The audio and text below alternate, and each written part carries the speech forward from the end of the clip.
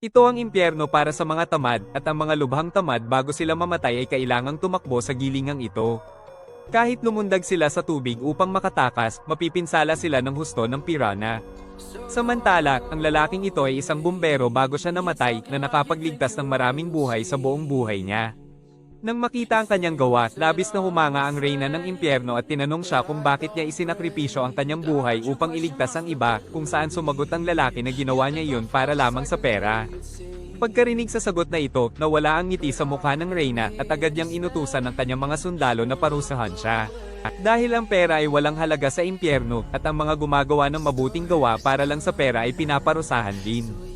Ngunit pagkatapos, isa sa mga lingkod ng reyna ang lumapit at nagligtas sa kanya, nagmamakaawa sa reyna na muling tingnang mabuti ang buhay ng lalaki.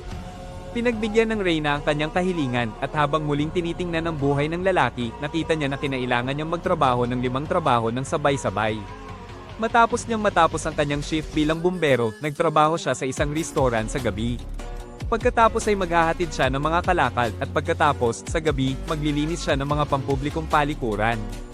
At kinailangan niyang gawin ang lahat ng ito dahil ang kanyang ina ay malubhang may sakit at kinailangan niyang mag-ipon ng pera para sa kanyang pagpapagamot. Matapos makita ito, naunawaan ng reyna ang buong niyang katotohanan at napagtanto kung bakit napakahalaga ng pera sa kanyang buhay, kaya pinawalang bisa niya ang kanyang parusa at pinakawalan siya.